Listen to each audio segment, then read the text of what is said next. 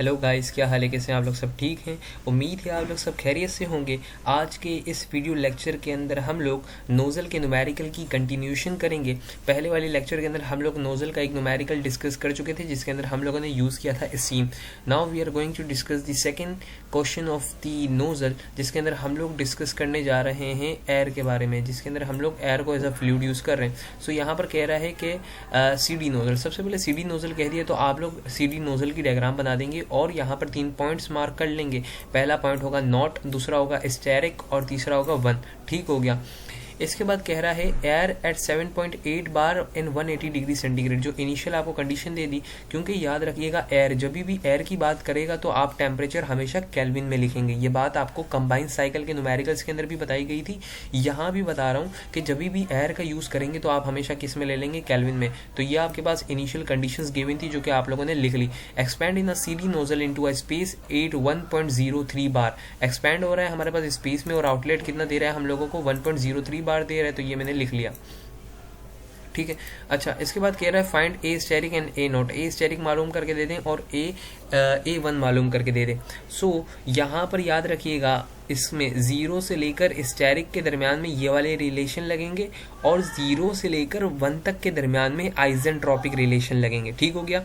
ये रिलेशन कहाँ से आए, कैसे आए, बस ये याद रखिए। ये रिलेशन हमारे पास एयर के लिए यूज़ किए जाते हैं और एयर के अंदर जब सीडी नोजल होता है तो नोजल के ऊपर, मतलब कि नॉट से लेकर स्टेरिक के ऊपर ये रिलेशन यूज़ किए जाते हैं जब भी एयर यूज़ करते हैं। सो यहाँ पर हम लोग मूलियर चार्ट का यूज़ नहीं कर सकते ना स्टीम टेबल का, क्योंकि स्टीम नहीं है, हमारे पास एयर मौजूद है। सही हो गया। अब यहाँ पर सबसे पहले हम लोग क्या करेंगे, हमारे पास फॉर्मूला होता है T asterisk is equal to T naught into 2 over gamma plus 1। तो टी नॉट हम लोग यहाँ पर सब्सिट्यूट करेंगे, गैमा एयर का हम लोग ले लेंगे 1.4, तो हमारे पास टी स्टेरिक आ जाएगा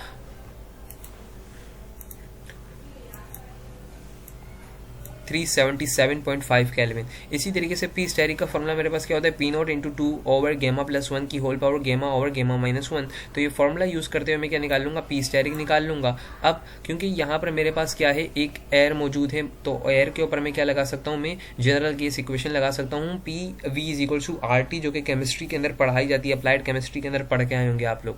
सो ये मेरे पास हो जाएगी P V is equal to R T, क्योंकि स्टेरिक वाले सेक्शन की बात कर रहा हूँ, तो P asterisk, V asterisk, T asterisk. R मेरे पास तो कॉन्स्टेंट है और आर की वैल्यू याद रखनी होगी आपको, कितनी होती है? 287 होती है। सही है। टेम्परेचर आप लोग टी स्टेरिक रख देंगे, नीचे डिवाइड कर देंगे आप लोग पी स्टेरिक से, एक्सपोनेंट बार को कन्वर्ट कर देंगे एक्सपोनेंट 5 के अंदर, तो आप लोगों के पास क्या आ जाएगा? वी स्टेरिक आ जाएगा। ये आप लोग स्टेरिक वाले सेक्शन की डिस्कशन कर रहे हैं। अब coming towards the section 1। Section 1 के ऊपर आपको प्रेशर दिया हुआ था, P1 दिया हुआ था। सो अब आप रिलेशन यूज़ करेंगे किस किस के दरमियान में? अब आप रिलेशन यूज़ करेंगे नॉट से लेकर 1 तक के दरमियान में। पहले नॉट से स्टेरिक क्या किया, अब नॉट से लेकर 1 तक के दरमियान में करेंगे। तो आप लोगों को यहाँ का टेम्परेचर चाहिए, तो आप लोग क्या लगा देंगे? आइजेंट्रोपिक। यहाँ पर आप लोग एयर के लिए क्या यूज़ कर रहे थे? एयर के लिए आपके पास इस नॉट से लेकर स्टेरिक का फॉर्मूला यूज़ कर रहे थे, जो कि ये 2 फॉर्मूले होते हैं, याद रखिएगा। और नॉट से लेकर 1 तक हम लोग यूज़ करते हैं आइजेंट्रोपिक रिलेशंस। सो आप लोगों ने आइजेंट्रोपिक रिलेशन यूज किया, T1 over T naught is equal to P1 over P naught की whole power gamma minus 1 over gamma. और यहाँ से आप लोग किसको अकेला कर लेंगे? यहाँ से आप लोग T1 को अकेला कर लेंगे। सो ये रिलेशन आपके पास हो जाएगा T1 is equal to T naught, जो कि आपके पास कितना दिया हुआ था? 453 केल्विन दिया हुआ था। P1 आप लोगों के पास कितना था? P1 1.03 बार और P नॉट आपके पास कितना है? 7.8 बार है। पावर 1.4 माइनस 1 डिवाइडेड बाई 1.4, तो आपके पास आ जाएगा T1। नेक्स्ट आपको क्या मालूम करना है? V1 मालूम करना है, तो अगेन जनरल केस इक्वेशन का यूज़ किया, वैल्यू सब्स्टिट्यूट की, तो आपके पास क्या आ गया? V1 आ गया। ये स्पेसिफिक वॉल्यूम्स आपके पास आ गए। अब आप एरिया के फॉर्मूले के ऊपर आएंगे, क्योंकि एरिया का फॉर्मूला आप लोग जानते थे क्या होता था? मास फ्लो रेट का फॉर्मूला मेरे पास होता था, mass flow rate is equals to, mass flow rate मेरे पास बराबर होता था area into velocity divided by density. So यहाँ से हम लोगों ने अकेला कर लिया इसको, डेंसिटी मेरे पास किसके बराबर होती थी? स्पेसिफिक वॉल्यूम के बराबर होती थी। ये फॉर्मूला हम लोगों ने लिखा था ना, ये रहा ऊपर हम लोग डिस्कस करते हुए आ रहे थे ये formula.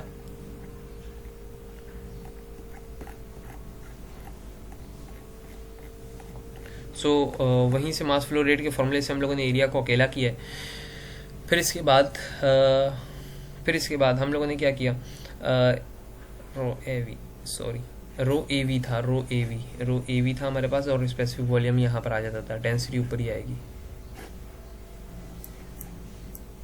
Raw area into velocity हमारे पास होता था मास फ्लो रेट का फॉर्मूला। सही। अच्छा, फिर यहाँ से हम लोगों ने एरिया के अंदर एरिया को अकेला कर लिया और एरिया के अंदर हम लोगों ने सब्स्टिट्यूशन की। मास हमारे पास 3.6 दिया हुआ था वो लिखा, और हमारे पास स्पेसिफिक वॉल्यूम जो निकाला था वो लिखा 44.72 under root H naught minus H asterisk. अब यहाँ पर हम लोगों को इंथैल्पीज तो दी नहीं गई, हम लोगों को टेम्परेचर्स दिए गए, तो इंथैल्पी को मैंने कन्वर्ट किया CP T naught minus T asterisk के अंदर, और वहाँ पर मैंने क्या किया, सब्स्टिट्यूशन करके वैल्यू सब्स्टिट्यूट करके आंसर निकाल लिया ए स्टेरिक का। ठीक यही काम यहाँ पर किया, एच नॉट माइनस H1 था, मैंने CP की फॉर्म में लिखा, और CP याद रखिएगा यहाँ पर हम लोग किलो में नहीं लेते, हम लोग किलो में लेते हैं, हम लोग किलो को एक्सपोनेंट में कन्वर्ट करके नहीं लेते हैं, बस हम लोग ले देते हैं 1.004 जो कि हमारे पास एयर की CP की वैल्यू है, वहाँ से हम लोगों ने एरिया 1 निकाल लिया। सही, तो ये हमारे पास जो है नोजल का न्यूमेरिकल, हमारे पास दूसरा न्यूमेरिकल हम लोगों ने सॉल्व किया। पहले में स्टीम यूज़ की थी और दूसरे में हम लोगों ने एयर का यूज़ किया, और रिलेशंस देखे कि कौन कौन से सेक्शन पे कौन कौन से रिलेशन यूज़ किए जाते हैं। Now coming towards the last question of the chapter, और लास्ट क्वेश्चन हम लोग पी के नाग का करने जा रहे हैं जो कि हमारे पास इम्पल्स टरबाइन के ऊपर है। अच्छा, अब इसके अंदर कहा गया the velocity of the steam leaving the nozzle of an impulse turbine is 900 meter per second. हमारे पास स्टीम की जो वेलोसिटी है वो कितनी है, 900 मीटर पर सेकंड है। सो हम लोगों ने V1 ले लिया 900 meter per second, and the nozzle angle, nozzle का जो एंगल लिया जाता है वो हमेशा हम लोग लेते हैं अल्फा की फॉर्म में। सो यहाँ पर आप लोगों को नोजल एंगल दिया हुआ है, सो आप लोगों ने ले लिया nozzle angle 20 degree, alpha 20 degree. The blade velocity, blade की वेलोसिटी मतलब कि VB आप लोगों को गिवन है कितना, 300 मीटर पर सेकंड, जो कि आप लोगों ने लिख ली। आगे कह रहा है and the blade friction factor, friction factor आप लोगों को डिनोट किया जाता है KB से। KB कितना है हमारे पास 0.7। ये हमारे पास रिलेटिव वेलोसिटी का रेशो होता है। रिलेटिव वेलोसिटी मतलब कि VR2 और VR1 का रेशो होता है, जो कि हमारे पास कितना है 0.7। Calculate for a mass flow rate of 1 kilogram पर सेकंड। मास फ्लो रेट हम लोगों को दे दिया 1 किलोग्राम पर second and symmetric blending. Symmetric blending का मतलब होता है कि β1 और β2 आप लोगों के पास क्या है, इक्वल होंगे। और यहाँ पर जो है सबसे पहले कह रहा है ब्लेड इनलेट एंगल मालूम करके दो, ड्राइविंग फोर्स मतलब कि FT मालूम करके दो, एक्सियल FA, और डायग्राम पावर मालूम करके दो, एफिशिएंसी। यहाँ पर सारा काम हमारे पास सोल्यूशन में जो है वो डायग्राम का है। देखें आप लोग सबसे पहले क्या करेंगे, एक लाइन बना लेंगे, एक हमारे पास लेफ्ट हैंड साइड पे लार्जर ट्राइंगल और राइट हैंड साइड पे एक स्मॉलर ट्राइंगल आप लोग बना लेंगे। सही हो गया।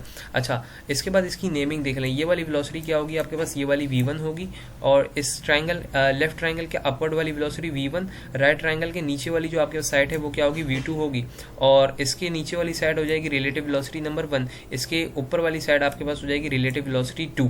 सही हो गया। अच्छा, अब इसके बाद ये वाली जो नीचे आप लोगों ने स्टार्टिंग में लाइन ड्रॉ की थी, ये आपके पास क्या हो जाएगी, VB हो जाएगी, ब्लेड वेलोसिटी हो जाएगी। अब एंगल्स, यहाँ पर जो एंगल्स निकल रहा है, यहाँ पर जो एंगल निकल रहा है लेफ्ट हैंड साइड पे, ये β1 जो ट्राइंगल के अंदर आ रहा है वो β2, और जो आपके पास ट्राइंगल के यहाँ पर आ रहा है वो आपके पास क्या होगा, अल्फा होगा।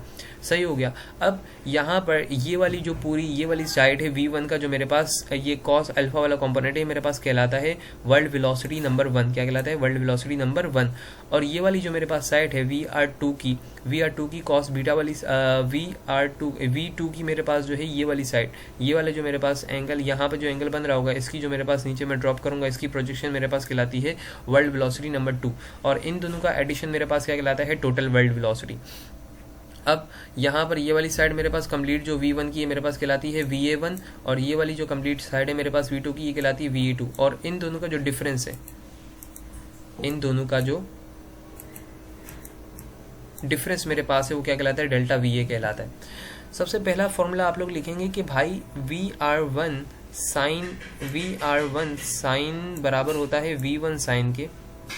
अब यहाँ पर VR1 का एंगल देखें, साइन के साथ कौन सा एंगल बन रहा है, ये आपके पास VR1 है, और इसका साइन इसके साथ जो एंगल बन रहा है वो कौन सा है, β1 है। तो आप लोगों ने लिख लिया VR1 sign β1 is equal to V1 का साइन का जो एंगल है वो क्या आएगा, अल्फा आएगा। ये दोनों के दोनों आपस में क्या है, बराबर है।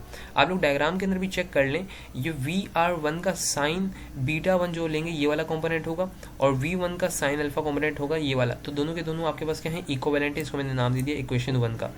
अब VR1 का cos बीटा वाला कंपोनेंट देंगे, VR1 का ये VR1 है, इसका cos β1 ये वाला मेरे पास साइड होगी इतनी, जो मेरे पास इतनी आ रही है, ये बराबर है V1 cos अल्फा। ये पूरी साइड ले ली, सब्ट्रैक्ट इसमें से कर दें VB, तो आपके पास ये दोनों क्या हो जाएंगे, इक्विवेलेंट हो जाएंगे। सो ये आपने बना ली इक्वेशन नंबर 2। सही हो गई कि रिलेशंस हमारे पास सेम ही रहते हैं, अमूमन जनरली हमारे पास ये सेम ही रहते हैं, तो आप हमेशा यही यूज़ करेंगे तकरीबन। इन दोनों इक्वेशंस को मैं जब डिवाइड करता हूँ 1 और 2 को, तो मेरे पास लेफ्ट हैंड साइड पे क्या आ जाता है, tan बीटा आ जाता है, और राइट हैंड साइड पे मेरे पास बच जाता है v1 sin alpha divided by v1 cos alpha minus vb। अब यहाँ से आप लोगों ने बीटा 1 को अकेला कर दिया, सो आपके पास एंगल आ गया। अब आप एंगल आपके पास आ चुका है। अब आप किसी भी आपने रिलेशन नंबर 1 के अंदर सब्स्टिट्यूट करके आप क्या निकाल सकते हैं, VR1 निकाल सकते हैं। साइन बीटा 1 को डिवाइड करवा दिया और आपने क्या निकाल लिया, VR1 निकाल लिया 626.55। VR1 की मदद से अब आप VR1 और KB की मदद से आप क्या निकाल सकते हैं, VR2, क्योंकि आपको रिलेशन गिवन था, सो यहाँ से आपने निकाल लिया VR2। अब आ जाते हैं हम लोग टेंजेंशियल फोर्स के ऊपर या अपथ्रस्ट फोर्स के ऊपर, जो कि यहाँ पर क्या कहा गया था हम लोगों को, द ड्राइविंग फोर्स के नाम से हम लोगों को कहा गया था। तो ड्राइविंग फोर्स का फॉर्मूला क्या होता है, mass into velocity, mass into change in velocity, mass flow rate into change in velocity. तो मास फ्लो रेट आ गया ये, और वर्ल्ड 1 मेरे पास किसके बराबर होगा, change in velocity of world 1 मेरे पास क्या होता है, देख लें यहाँ पर इन दोनों का मजमुआ, मतलब कि VR1 cos beta 1 plus VR2 cos beta 2, इन दोनों का जो एडिशन होता है वो मेरे पास क्या होता है, डेल्टा VW होता है। सो दोनों को मैंने ऐड अप कर दिया यहाँ पर, और मास फ्लो रेट 1 दिया हुआ था, 1 रख दिया। cos बीटा 1 बीटा 2 दोनों बराबर होंगे क्योंकि सिमेट्रिक ब्लेडिंग मेरे पास मौजूद है। सो वैल्यूज़ को यहाँ पर सब्स्टिट्यूट करूँगा तो मेरे पास क्या आ जाएगा, मेरे पास आ जाएगा FT। इसके बाद आते हैं एक्सियल फोर्स के ऊपर। एक्सियल फोर्स मेरे पास क्या होगा, डेल्टा V है। बस याद रखना इसके अंदर फ़र्क ये है, यहाँ पर जो प्लस आ रहा था यहाँ पर मेरे पास क्या आ जाएगा, सब्ट्रैक्ट आ जाएगा। कॉस का फंक्शन किसके अंदर कन्वर्ट हो जाएगा, साइन के अंदर कन्वर्ट हो जाएगा, तो फॉर्मूला मेरे पास बन जाएगा FA का। यहाँ से मैंने FA निकाल लिया। अब पावर मेरे पास होता है फोर्स और वेलोसिटी का प्रोडक्ट होता है। सो फोर्स वेलोसिटी में क्या लूँगा, ब्लेड की वेलोसिटी लूँगा, और ब्लेड के बाद में कौन सी फोर्स लूँगा, टेंजेंशियल फोर्स लूँगा। ब्लेड के ऊपर जो है टेंजेंशियल फोर्स लग रही, तो उसकी ब्लेड की वेलोसिटी क्रिएट हो रही है, तो ये मेरे पास पावर का फॉर्मूला होगा। FT मैंने रख दिया, BB मेरे पास 300 था वो रखा, तो मेरे पास क्या आ गया, पावर। अब इस पावर को मैं डिवाइड करा दूंगा, जो मेरे पास टोटल पावर इनपुट है, मतलब कि मेरे पास स्टीम एंटर हो रही थी, स्टीम की वेलोसिटी स्टीम की काइनेटिक एनर्जी से 0.5 mass flow rate into V1 square. So ये मेरे पास क्या हो जाएगी, ये मेरे पास स्टीम की पावर है और ये मेरे पास ब्लेड की पावर है, ये मेरे पास आउटपुट है। तो दोनों को डिवाइड करने के नतीजे में मेरे पास क्या आ जाएगी, एफिशिएंसी आ जाएगी। सो ये था हमारे पास इम्पल्स टरबाइन का रिलेशन और न्यूमेरिकल। अच्छा, इस न्यूमेरिकल के अंदर जो KB की वैल्यू दी गई थी ना, वो अक्सर आपको KB की वैल्यू इस तरीके से नहीं देता। आपको KB की वैल्यू याद रखिएगा, KB की वैल्यू 0.7 है। आपको कहता है velocity is reduce to the relative velocity is reduce to 20%, तो आपका KB कितना हो जाएगा, आपका KB 0.8 हो जाएगा। अगर कहता है वेलोसिटी इज रिड्यूस टू 30%, तो KB कितना हो जाएगा, 70%। वेलोसिटी रिड्यूस के नाम से आपको KB दे रहा होता है। सो इस बात का ख्याल रखिएगा न्यूमेरिकल को सॉल्व करते हुए। और इसी तरीके के न्यूमेरिकल आते हैं इम्पल्स टरबाइन के अंदर मैक्सिमम केसेस के अंदर। सो यहाँ पर हमारे पास जो है पावर प्लांट का नोजल और इम्पल्स टरबाइन के न्यूमेरिकल्स कंप्लीट होते हैं। इसके बाद हम लोग जो है वो थ्योरी की तरफ आएंगे। थ्योरी के अंदर सबसे पहले आप लोगों को जो है वो बॉयलर्स माउंटिंग पढ़ाई जाएगी, इसके बाद वाटर ट्रीटमेंट और कंबशन वगैरह पढ़ाई जाएगी। सो वहाँ पर जाकर हमारा कोर्स कंप्लीट होना है। सो ये थे हमारे पास न्यूमेरिकल। को जनरेशन का भी न्यूमेरिकल है, बट वो एक सिंपल सा छोटा सा न्यूमेरिकल है। आगे अगर मुझे वक्त मिला, मुझे टाइम मिला, तो मैं वो भी अपलोड कर दूंगा, बट पहले मैं फोकस करूंगा थ्योरी के ऊपर। सो इन लेक्चर्स के खत्म होने के बाद हम लोग आते हैं अपनी थ्योरी के कंटेंट के ऊपर, जो कि पावर प्लांट के अंदर बहुत ज़्यादा हमारे पास डिस्कस करना ज़रूरी है।